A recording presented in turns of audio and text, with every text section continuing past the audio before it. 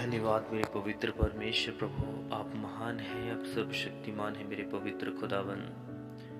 आप भेदों को प्रकट करने वाला परमेश्वर प्रभु जी पिता, मैं धन्यवाद करता हूँ पिता। हे मेरे स्वर्ग का परमेश्वर प्रभु, आप महान और पवित्र परमेश्वर प्रभु खुदावन। आपने कहा कि मैंने जगत के मूर्खों को चुन लिया जो ज्ञानवानों को लज्जित करे। मैंने जगत के निर्बलों को चुन लिया जो बलवानों को लज्जित करे। खुदा बाप, हम तेरा चुना हुए वंश है प्रभु, हम राजपदधारी हैं, हम याजकों का समाज है मेरे पवित्र परमेश्वर प्रभु खुदावन। आपने कहा कि तुम मुझसे प्रार्थना कर, मैं तेरी सुनकर मैं तुझे बड़ी बड़ी और कठिन बातें बताऊंगा जिन्हें अभी तू नहीं जानता और नहीं समझता। हाँ मेरे पवित्र परमेश्वर प्रभु, मैं तेरे गहरे भेद को, तेरे गहरे बातों को प्रभु मैं नहीं जानता प्रभु। आप अपना गहरे भेद प्रभु मुझ पर प्रकट करे खुदावन। और प्रभु तेरा वचन कहता है, तेरा वचन मार्गों के लिए उजियाला और पांव के लिए दीपक है प्रभु खुदावन। मैं धन्यवाद करता हूं प्रभु, आप अपने वचनों के जरिए प्रभु अपने गहरे भेद को प्रकट करिए। और खुदावन, जो जितने इस वचन को सुने प्रभु उनके हृदय छिद जाए प्रभु और मन फिरा ले खुदावन।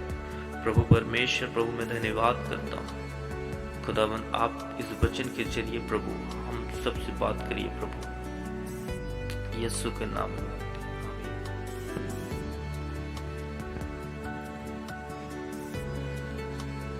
मेरे प्रियो, क्या आप जानते हैं कि प्रभु यीशु मसीह का महान आज्ञा क्या है? क्योंकि वचन कहता है, जब हम यूहन्ना की पुस्तक पढ़ते हैं 14 उसका 15 वचन कहता है, यदि तुम मुझसे प्रेम रखते हो तो तुम मेरी आज्ञाओं को मानोगे।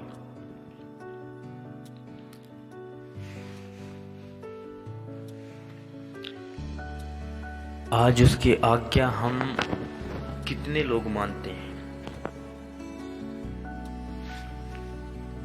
हम दावा तो करते कि हम परमेश्वर से प्रेम रखते हैं, पर हम अपने प्रेम को कैसे हम दिखा सकते हैं कि हम परमेश्वर से सचमुच प्रेम रखते हैं? क्योंकि यीशु ने कहा कि तू अपने प्रभु परमेश्वर से सारे मन, सारे प्राण, सारी बुद्धि के साथ प्रेम रखना। पर यीशु मसीह ने फिर कहा कि यदि तुम मुझसे प्रेम रखते हो तो तुम मेरी आज्ञाओं को मानोगे। यदि हम आज उसकी आज्ञाओं को मानते तो हम यूं ही नहीं, चुपचाप यूं ही नहीं रहते। हम कहीं न कहीं किसी गली में, किसी मोहल्ले में, किसी गांव में उसके सुसमाचार को लेकर जाते हैं। क्योंकि वचन कहता है, जब यीशु मसीह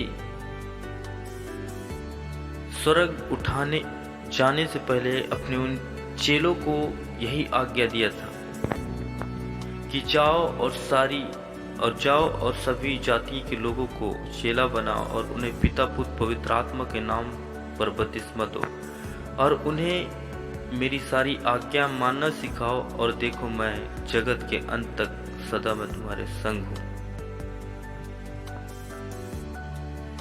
उसका महान आदेश, उसका महान आज्ञा था कि हम सारे जातियों में जाएं और सुसमाचार को लेकर जाएं, क्योंकि ये क्या है, उसकी आज्ञा है।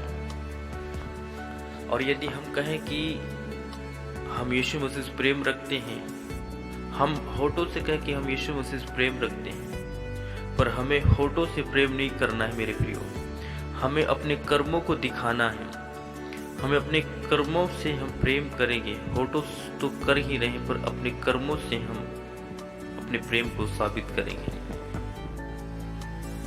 जिस प्रकार अब्राहम परमेश्वर से प्रेम रखता था, यदि वो कहता कि परमेश्वर मैं तो तुझसे प्रेम रखता हूं, पर वो अपने कर्मों से अपने प्रेम को प्रकट किया। क्योंकि परमेश्वर से प्रेम रखता था, इसलिए उसने परमेश्वर के लिए कुछ भी रख नहीं छोड़ा। जहां तक इसहाक को उसने कहा कि अब्राहम इसहाक को मेरे लिए बलिदान करके चढ़ा दे।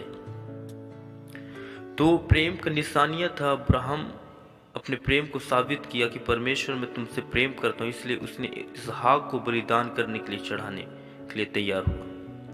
पर यदि आज हम प्रेम रखते हैं परमेश्वर से, तो हम उसके महान आज्ञाओं को क्यों नहीं मानते हैं? आपके आसपास में बहुत सारे ऐसे लोग हैं जो प्रभु को नहीं जानते हैं, नशों में हैं, पापों में हैं, बीमारियों में हैं, दुखों में हैं, पीड़ाओं में हैं, और यीशु मसीह नहीं चाहता कि एक भी जन कोई ना सो। इसलिए उसने कहा कि जाओ और सब जाति के लोगों को चेला बनाओ और उन्हें पिता पुत्र पवित्र आत्मा के नाम पर बपतिस्मा दो और उन्हें मेरी सारी आज्ञाएं मानना सिखाओ, और देखो मैं जगत के अंत तक तुम्हारे साथ हूं। पर हम कैसे सुसमाचार सुना सकते हैं? हम परमेश्वर की आज्ञाओं को कैसे पूरी कर सकते हैं? अब हम डायरेक्टली दो लोगों के पास जा नहीं सकते हैं कि भाई मन फिराओ, स्वर्ग का राज निकट आ गया है। वो सामने वाला को बेवकूफ की नजर से देखेगा। तो सुसमाचार हम कैसे सुना सकते हैं? क्योंकि वचन कहता है प्रेरितों का काम, जब उसका 1 और 8 हम पढ़ते हैं तो वहां पे लिखा है, जब तुम पर पवित्र आत्मा आएगा तो तुम सामर्थ पाओगे। तुम यरूशलेम और यहूदिया और सामरिया और पृथ्वी के छोर तक मेरे गवाह होगे। हम यीशु मसीह का सुसमाचार हम कैसे सुना सकते हैं? जब हम अपने गवाहियों से शुरू करेंगे, जब हम अपने गवाहियों को लोगों तक पहुंचाएंगे कि परमेश्वर ने मेरे जीवन में बड़े बड़े काम किया, परमेश्वर ने मेरे जीवन को बदला, परमेश्वर ने मुझे नशे से आजाद किया, परमेश्वर ने मुझे आशीषित किया। जब हम अपने गवाहियों को पेश करेंगे तो बंदा हमारी गवाहियों को सुनेगा और हम उसे आसानी से सुसमाचार सुना सकते हैं। क्यों कहा प्रभु कि जाओ तुम सुसमाचार सुनाओ?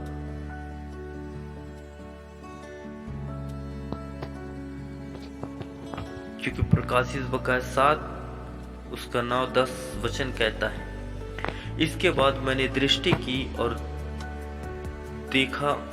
देखो हर एक जाति और कुल और लोक भाषा में से एक ऐसी बड़ी भीड़ जिससे कोई गिन नहीं सकता था, सफेद वस्त्र पहने और अपने हाथों में खजूर की डालियां लिए हुए सिंहासन के सामने और मेमने के सामने खड़ी हैं।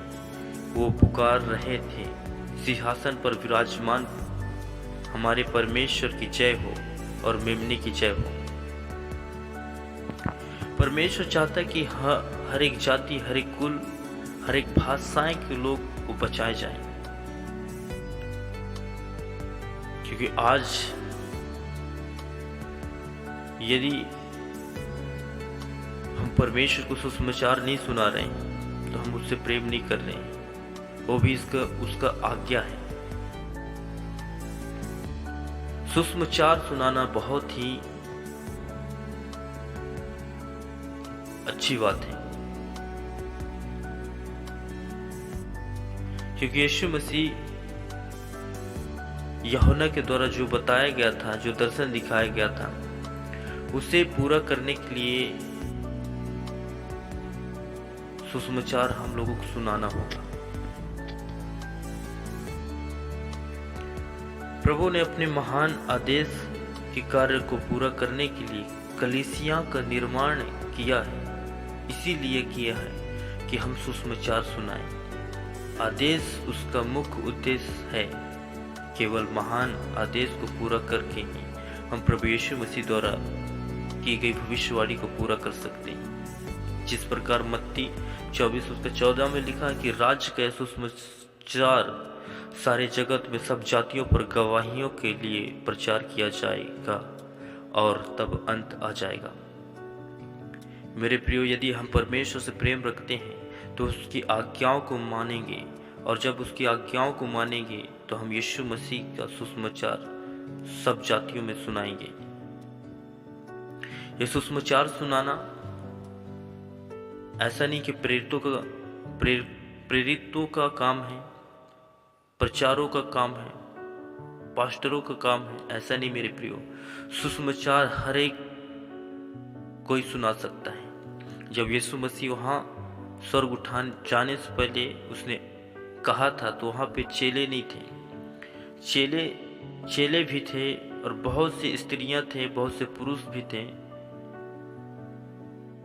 तो हर एक व्यक्ति का कर्तव्य बनता कि हम सुसमाचार सुनाएं।